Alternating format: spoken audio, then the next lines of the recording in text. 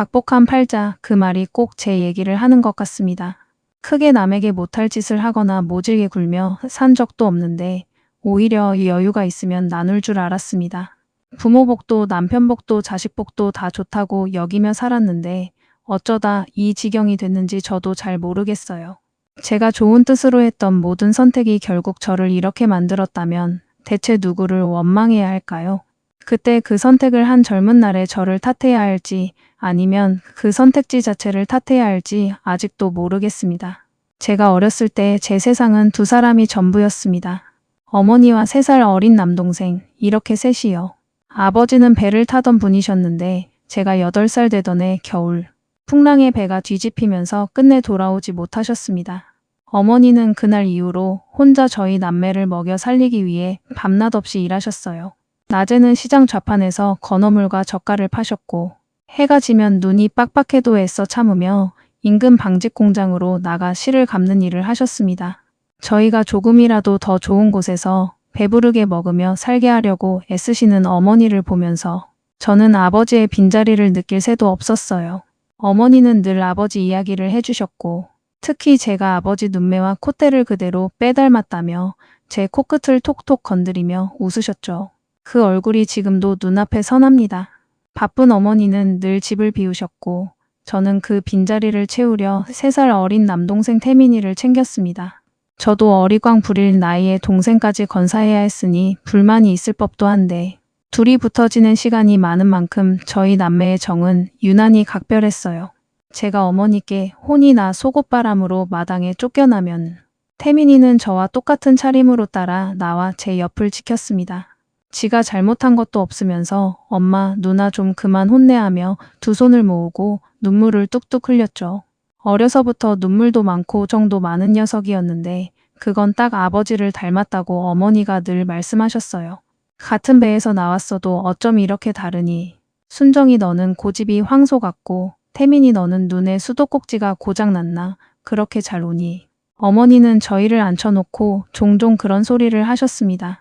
그러고는 그래도 그 양반 모습을 이렇게라도 보니 좋네하며 쓸쓸하게 덧붙이셨죠. 아무튼 태민이는 제게 하나뿐인 동생이자 오랜 시간을 함께한 친구였고 저보다 키가 훌쩍 커진 뒤로는 되레 제가 기댈 수 있는 존재가 됐습니다. 초등학교 시절부터 태민이는 제가 수업 마칠 때까지 교실 앞 복도에 쭈그려 앉아 책을 읽거나 숙제를 하곤 했어요. 제 수업이 끝나면 둘이 손을 잡고 집으로 갔죠. 어머니는 늘 새벽에나 들어오셨기 때문에 저녁은 저희 둘이 알아서 챙겨 먹었습니다. 반찬 몇 가지 꺼내고 제가 계란 프라이 하나만 부치면 태민이는 밥 2공기를 뚝딱 비웠어요. 그러던 녀석이 조금 크더니 이런 말을 하더군요. 누나는 아무래도 요리에는 재능이 없는 것 같아. 매일 이렇게 눌어붙은 프라이 먹으라고? 이제부터 밥은 내가 할게. 누나도 제대로 된 밥 한번 먹어봐야지. 말은 얄밉게 해도 그날부터 밥상을 차리겠다고 나서는 동생을 보며 저는 웃음만 나왔습니다. 제가 19, 태민이가 16이던 해 어머니께서 허리를 심하게 다쳐 한동안 일을 쉬셔야 했습니다. 저는 졸업을 앞두고 있었고 자연스레 어머니를 대신해 돈벌이를 해야 했어요. 애초에 대학 진학에 큰 뜻도 없었고 형편상 다른 선택지도 없었습니다. 하지만 태민이는 한창 공부해야 할 시기였고 우리 가족이 잘 되는 게 곧 제가 잘 되는 거라 여겼기에 억울하지는 않았습니다. 저는 졸업하자마자 인근 수산물 가공 공장에 들어갔고 일하는 시간이 워낙 길어서 아예 공장 기숙사에서 생활했습니다. 눈물 많은 동생은 제가 짐을 싸는 걸 보며 또 울었죠. 그렇게 저는 19의 집안의 가장이 됐습니다. 일주일에 하루 집에 갈 수 있었는데 그때마다 태민이가 버스터미널로 마중을 나왔습니다. 또 왔어? 여기서 버스만 타면 금방인데 뭐하러 나와? 공부나 하지. 성적 떨어지면 내 탓하기 없기다. 이 정도 나온다고 떨어질 성적이면 애초에 공부랑 안 맞는 거지. 그러면서 제 가방을 척 낚아채 들고 성큼성큼 걸어가던 모습이 언제 저렇게 컸나 새삼 놀라웠던 기억이 납니다. 태민이는 첫 월급을 타서는 저와 어머니 옷을 사왔습니다. 제 살 것도 아꼈다가 아끼라는 저의 잔소리에 이렇게 답하더군요. 누나는 받는 걸 못해. 매번 주기만 하잖아. 그러다 언젠가 크게 손해봐. 이제 좀 받으면서 살아. 그러면서 매달 월급의 대부분을 저와 어머니에게 보탰습니다. 그렇게 저희 둘 다 돈을 벌게 되면서 평생 일만 하시던 어머니도 마침내 손을 놓으실 수 있었죠. 자식들이 벌어다 준 돈으로 지내시는 모습을 보는 게 그렇게 행복할 수가 없었는데 그 행복이 오래가지는 못했습니다. 젊어서 몸을 너무 많이 쓰신 탓인지 은퇴와 동시에 어머니는 빠르게 쇠약해지셨고 그 시간을 오래 누리지도 못한 채 돌아가시고 말았습니다. 저와 태민이는 그렇게 다 큰 고아가 됐습니다. 큰 기둥이던 어머니가 돌아가신 뒤에도 저희 남매가 무너지지 않았던 건 서로가 서로의 버팀목이 되어줬기 때문이에요. 제가 모은 돈으로 미용 기술을 배워 작은 미용실을 하나 열고 싶다고 했을 때 태민이는 부탁도 안 했는데 선뜻 자금을 보태줬습니다. 그렇게 저는 번듯한 미용실을 차릴 수 있었죠. 시간이 흘러 저는 태섭 씨를 만나 결혼했고 태민이도 현주 씨를 만나 가정을 꾸렸습니다. 솔직히 제 결혼식보다 동생 결혼식에서 더 많이 울었어요. 신기하게도 제가 임신했을 때 태몽은 태민이가 꿨고 현주 씨가 임신했을 때 태몽은 제가 꿨습니다. 남매 사이가 유난히 각별한 걸 아는 태섭 씨는 전생에 쌍둥이였던 거 아니냐며 웃었죠. 저는 5월에 아들 지훈이를 낳았고 현주 씨는 그 이듬해 9월에 딸 다은이를 낳았습니다. 1살 터울이었으니 저는 제 아들과 동생의 딸이 저희 남매처럼 가깝게 지내길 바랐습니다.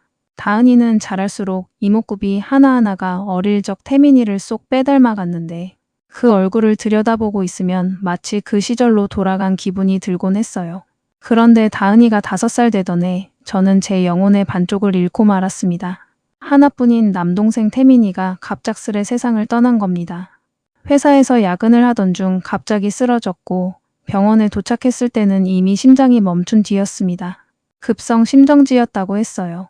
사고 나기 전날까지도 제게 전화해 주말에 낚시 가자며 웃던 동생이 싸늘하게 식은 채 누워있는 모습에 몇 번을 정신을 잃었습니다. 다시는 동생을 볼 수 없다는 절망과 어린 딸을 두고 간 안타까움에 정신을 차릴 수 없었는데 그 슬픔에 빠질 틈도 없이 또 다른 일이 터졌습니다. 장례식이 끝나고 며칠 지나지 않아 이른 아침 전화가 왔습니다. 수화기 너머로 다은이의 울먹이는 목소리가 들렸어요. 고모, 나 다은이야. 엄마가 없어요. 저는 가슴이 철렁 내려앉아 바로 그 집으로 달려갔습니다. 다은이 혼자 집에 있더군요. 아침을 먹이고 물으니 아이는 아무것도 몰랐습니다. 자고 일어나 보니 엄마가 안 보였고 놀라서 비상연락처로 붙여둔 제 번호로 전화를 걸었다고 했죠. 집안을 살펴보니 옷장 절반이 텅 비어 있었고 화장대 위 화장품 사이에 쪽지 하나가 끼워져 있었습니다. 형님이 이 글을 보실 때쯤이면 저는 멀리 있을 거예요. 다은이 잘 부탁드립니다. 혼자 아이를 키울 자신이 없어요. 죄송합니다. 현주 씨가 잠적한 겁니다. 남편을 잃고 어린 딸을 홀로 키울 용기가 나지 않아 도망친 거였죠. 저는 손을 떨며 그 종이를 들고 거실로 나왔습니다. 다은이는 자기에게 닥친 일을 하나도 모른 채 밥을 김에 싸먹고 있었어요. 저는 그 곁에 말없이 앉아 아이가 밥을 꼭꼭 씹는 모습을 지켜봤습니다. 일단 다은이의 짐을 몇 가지 챙겨 저희 집으로 왔습니다. 태섭 씨가 퇴근하고 돌아왔을 때 그간의 상황을 다 설명했어요. 남편도 저만큼 놀라더군요. 저는 사실 제 동생의 딸이니 제가 데려다 키우고 싶은 마음이 굴뚝 같았지만 함께 사는 남편과 아들의 뜻도 살펴야 했기에 몇 번이나 입을 달싹이다 말았습니다. 그런데 태섭 씨가 먼저 뜻밖의 제안을 하더군요. 여보, 그냥 데리고 사는 거 말고 아예 우리 호적에 올리자. 인양하자고. 당신 정말 괜찮겠어? 괜찮고 말고가 어딨어. 조금 있으면 다은이 학교도 다녀야 하는데 부모 없이 고모네 얹혀 산다는 소문이라도 나면 애가 얼마나 상처받겠어. 지훈이한테는 내가 잘 설명하면 돼. 늘 동생 있었으면 좋겠다고 했잖아. 고모가 여보, 정말 고마워. 남편이 먼저 그런 결정을 해준 게 저는 정말 감격스러웠습니다. 입양 절차는 생각보다 어렵지 않았어요. 현주 씨의 생사는 확인할 길이 없었고 연락도 닿지 않았습니다. 태민이도 이 세상에 없으니 친부모동의 절차는 자연히 넘어갈 수 있었죠. 저는 훗날 현주 씨가 나타나 아이를 흔들어 놓을 가능성을 아예 차단하고자 친양자 입양을 택했습니다. 절차보다 어려웠던 건 다은이에게 이 상황을 이해시키는 일이었습니다. 저는 아이를 앉혀놓고 물었습니다. 다은아, 고모 따라 살래? 우리 엄마는요? 다은이 엄마는 지금 너무 힘들어서 잠깐 멀리 가신 거야. 엄마가 나 버린 거예요? 아빠 없으니까 나도 필요 없어서. 그 조그만 머리로도 상황을 다 알고 있더군요. 세상 떠난 태민이를 빼닮은 얼굴로 눈물만 뚝뚝 흘리는 아이를 보니 가슴이 미어졌습니다. 저는 다은이의 두 손을 꼭 잡고 말했습니다. 아니야, 누가 다은이를 버려. 이렇게 예쁘고 착한데 엄마가 다은이를 고모네 식구랑 더 행복하게 살라고 기회를 준 거야. 고모네로 오면 오빠도 있고 고모부도 있고 식구가 많아서 좋잖아. 고모도 다은이랑 살 수 있어서 너무 좋은데 다은이는 어때? 고모 좋아요. 고모부도 지훈 오빠도 좋아요. 그럼 다은이 고모네랑 평생 행복하게 사는 거야. 네, 고모랑 살래요. 저희는 서두르지 않았습니다. 다은이가 저희를 진짜 가족으로 받아들일 때까지 기다리고 또 기다렸어요. 그러다 유치원에 들어가면서 변화가 생겼습니다. 또래 친구들이 다들 엄마 아빠 얘기를 하는데 다은이는 그럴 수 없었으니 위축됐던 모양입니다. 한동안 시무룩해 있길래 물으니 유치원에서 엄마 아빠 없는 아이는 자기뿐이라며 울더군요. 저는 그때 다은이에게 말했습니다. 다은아, 왜 엄마 아빠가 없어? 고모가 엄마고 고모부가 아빠지. 거짓말. 고모가 왜 우리 엄마예요? 저는 얼른 가족관계 증명서를 꺼내 보여줬습니다. 자, 봐봐. 여기 다은이 이름 있지? 그리고 위에 누구 이름 있어? 오빠랑. 고모요. 그치. 이게 고모가 다은이 엄마고 고모부가 아빠라는 증거야. 다은이는 나랑 한 가족이야. 다은이가 원할 때 고모를 엄마라고 불러도 돼. 그날 이후 다은이는 조금씩 저와 남편을 엄마 아빠라고 부르는 연습을 시작했습니다. 처음이 어렵지 두 번째, 세 번째는 금방이더라고요. 엄마 아빠가 어디 있냐던 아이가 어느새 병아리처럼 저를 졸졸 따라다니며 엄마, 엄마하고 부르는 딸이 됐습니다. 다은이가 스스럼 없이 저를 엄마라 불렀을 때 하늘에 있는 태민이 생각이 정말 많이 났습니다. 동생에게서 하나뿐인 딸을 빼앗아 오는 건 아닐까 하는 생각도 들었지만 동생도 딸에게 진짜 가족이라는 울타리를 만들어주길 바랄 거라 믿었습니다. 친엄마에게 버림받고 고모에게 입양됐다는 상처가 오래 흉터처럼 남을 줄 알았는데 아이의 회복력은 생각보다 강했습니다. 저도 남편도 아들 지훈이도 다은이가 차별을 느끼지 않도록 무던히 애썼어요. 어지간하면 지훈이한테는 다은이에게 양보하라 가르쳤고 저 역시 웬만하면 다은이를 먼저 챙겼습니다. 하지만 완벽하진 않았는지 다은이는 조금만 부당하다 느끼면 바로 문제를 제기했습니다. 엄마, 왜 오빠 방이 내 방보다 커? 나 오빠 방이랑 바꿀래. 한치도 손해보지 않으려는 다은이의 그 태도에 지훈이는 자연스럽게 양보하고 배려하는 데 도가 텄죠. 뭐든 다은이에게 먼저 선택권을 주는 아이가 됐습니다. 정말이지 배 아파 낳은 자식 키우는 것도 힘들었는데 마음으로 낳은 자식 키우는 건 더 어려웠습니다. 다은이가 사춘기에 접어들며 저와 크게 다툰 날이 있었습니다. 연락도 없이 늦게 들어온 걸 야단쳤더니 다은이가 소리를 지르더군요. 오빠는 안 혼내면서 왜 나만 그래요?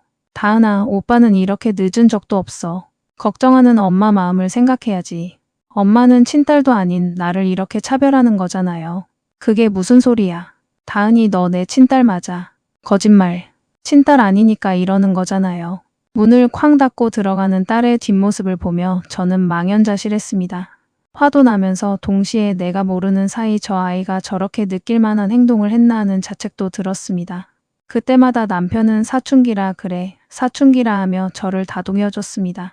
시간이 흘러 지훈이가 대학을 졸업하던 날 저는 유독 마음이 복잡했습니다. 검은 학사모를 쓴 아들 옆에서 다은이가 팔짱을 끼고 사진을 찍으며 웃던 모습이 아직도 눈에 선합니다. 오빠도 이제 돈 버니까 나 맛있는 거 사줘야 해. 그래, 우리 다은이는 뭐가 먹고 싶은데.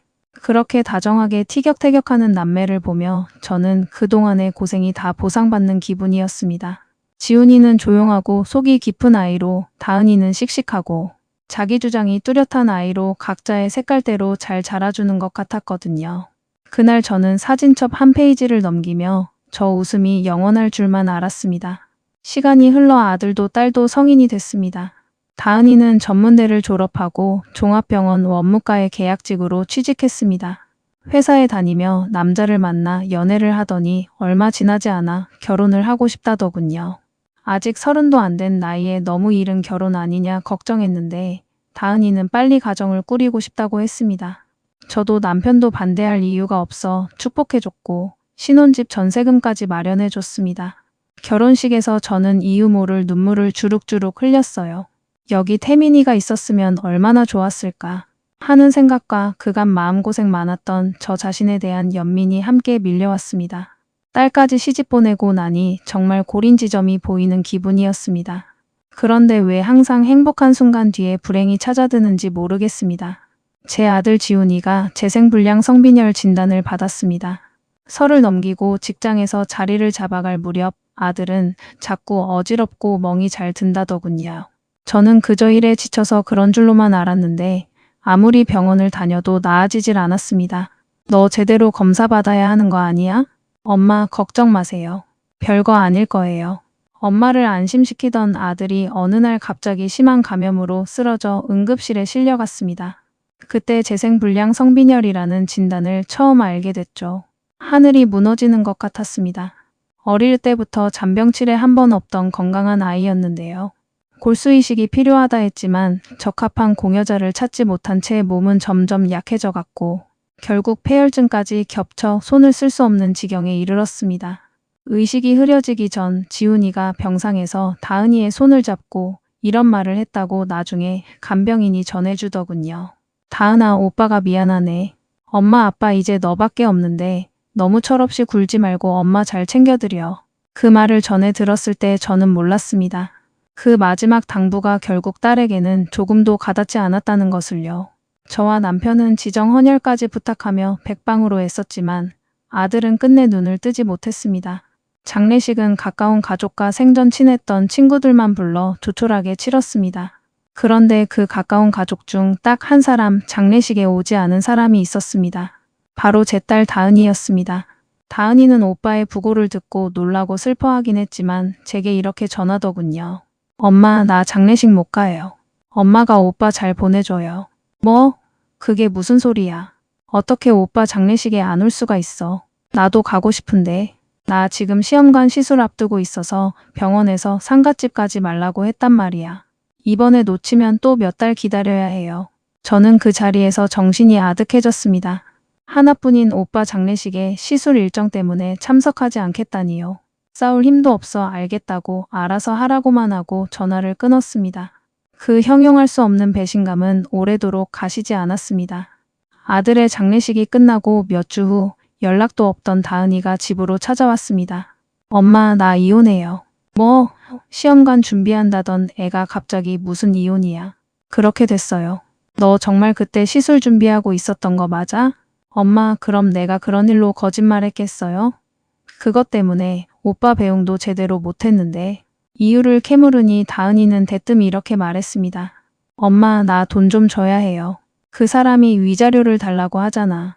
나는 결혼하고 바로 일 그만뒀는데 무슨 돈이 있어요.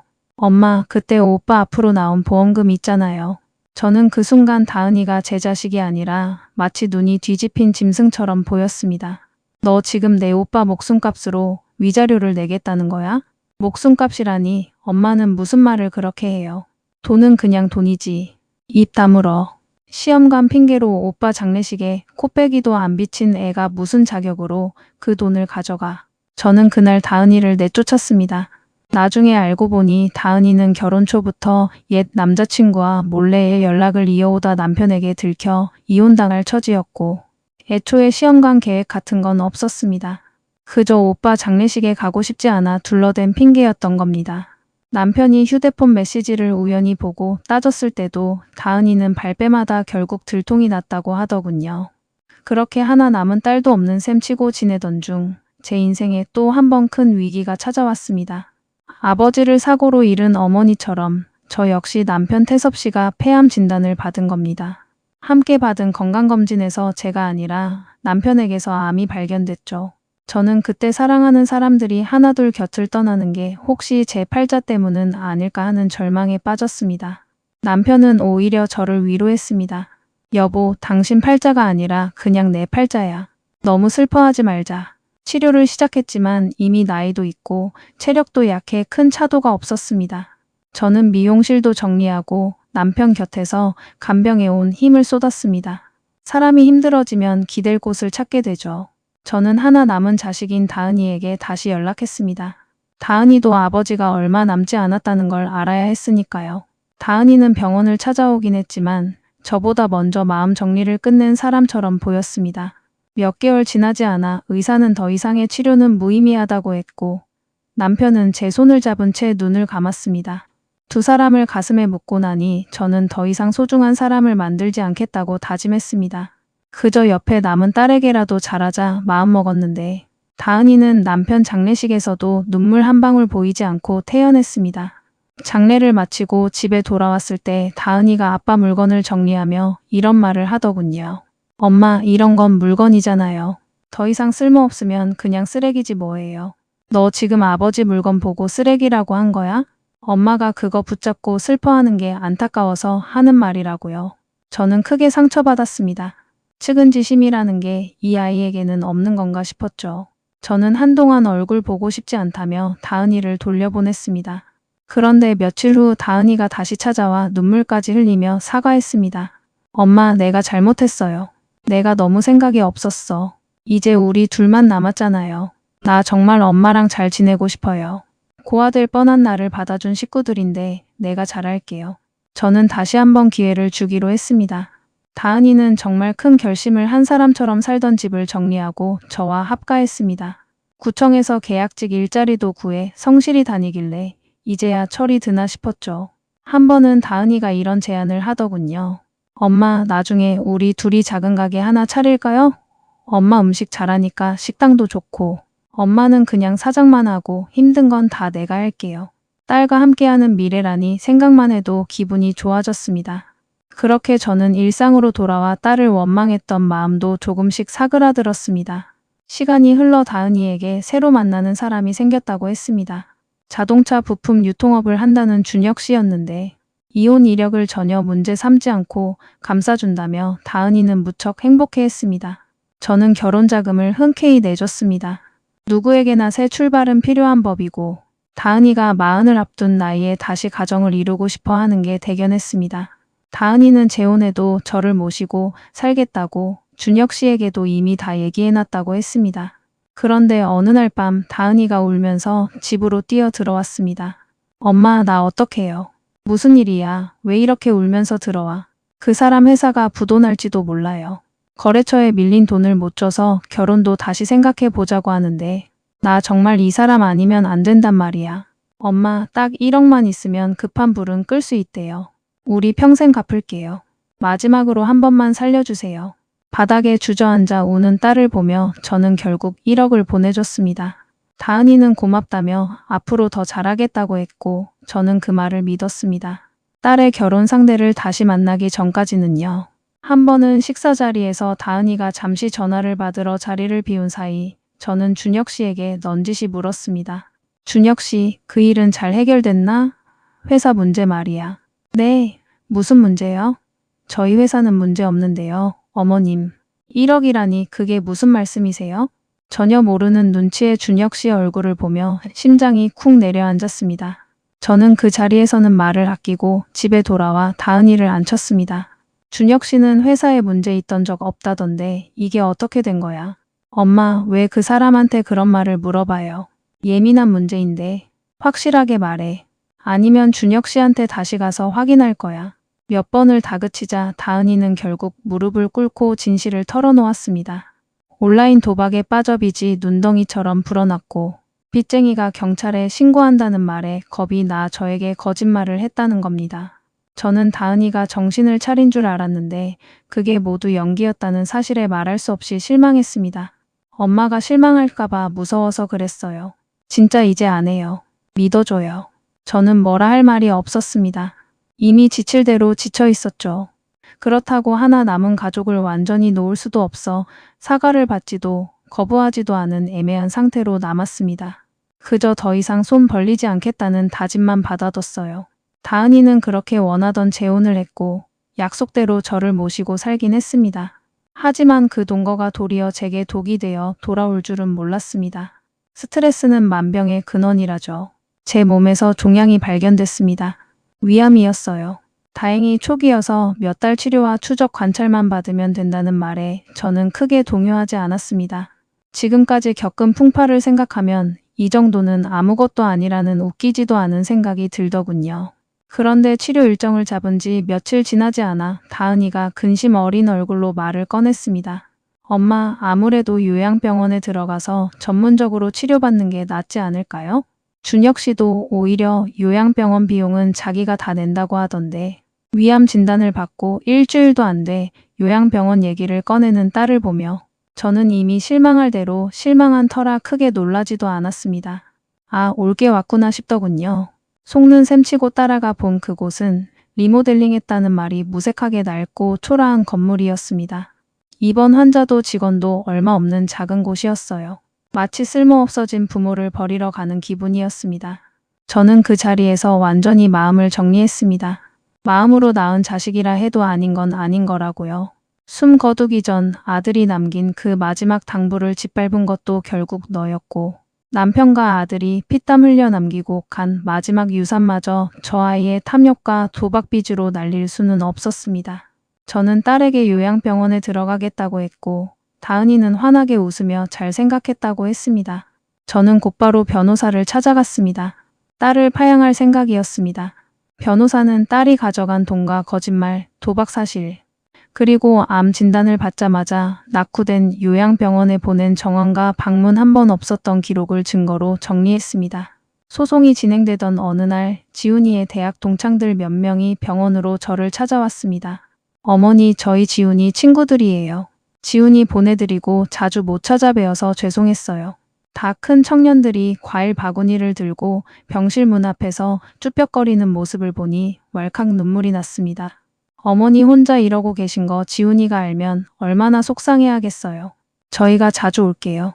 피 한 방울 안 섞인 아들 친구들이 그렇게 마음을 써주는데 정작 제가 마음으로 낳고 기른 딸은 코빼기도 안 보이는 현실이 서글펐습니다.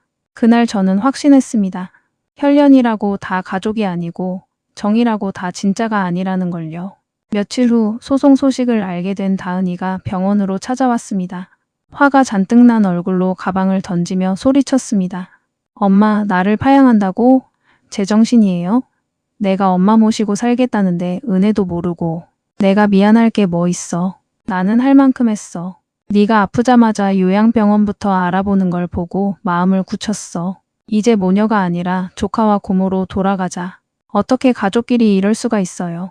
다은이는 제게 달려들어 어깨를 붙잡고 흔들었습니다. 엄마, 우리 가게 계획은? 같이 하기로 했잖아요.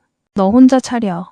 너는 나랑 함께할 사람이 필요했던 게 아니라 내가 가진 돈이 필요했던 거겠지.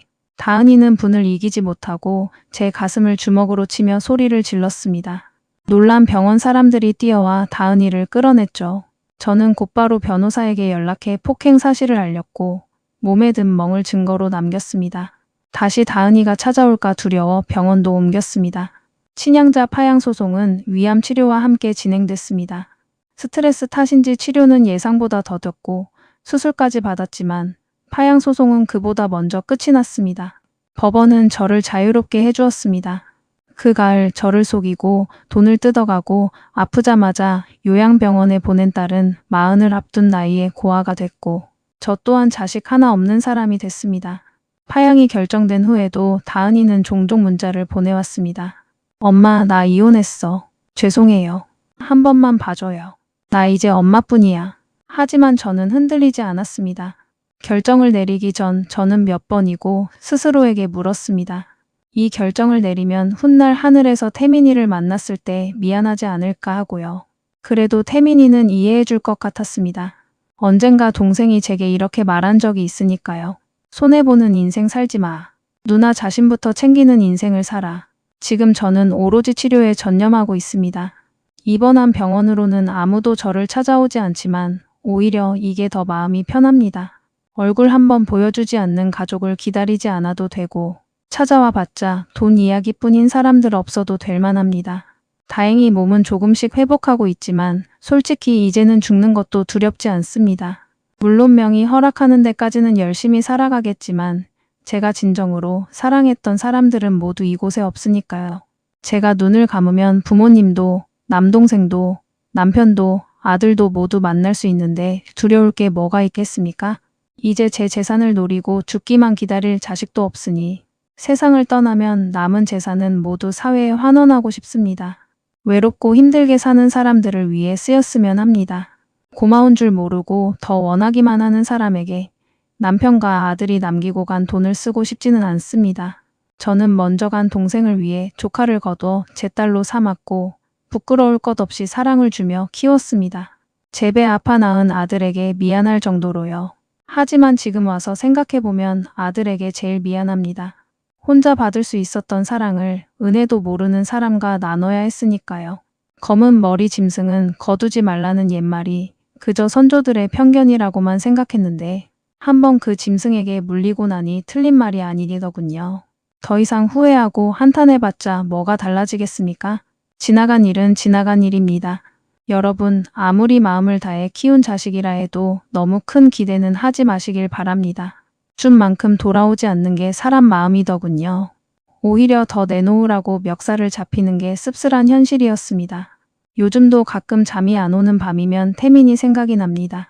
속옷바람으로 마당에 쫓겨난 어린 저를 자기도 똑같은 차림으로 따라 나와 두 손 모으고 울던 그 조그만 동생이요. 그때는 그 애가 제 짐인 줄만 알았는데 돌아보면 그 애가 제 인생에서 가장 순수하게 저를 사랑해준 사람이었더군요. 그런 동생을 그리며 그 애가 남긴 마지막 말을 되새기며 살아가려 합니다. 손해보는 인생 살지 말라던 그 말을요. 앞으로 제게 얼마나 시간이 남았는지 홀로 어떤 인생을 살아갈지 모르겠습니다. 그저 저를 소중히 여겨준 사람들과의 추억을 곱씹으며 그 힘으로 살아가려 합니다.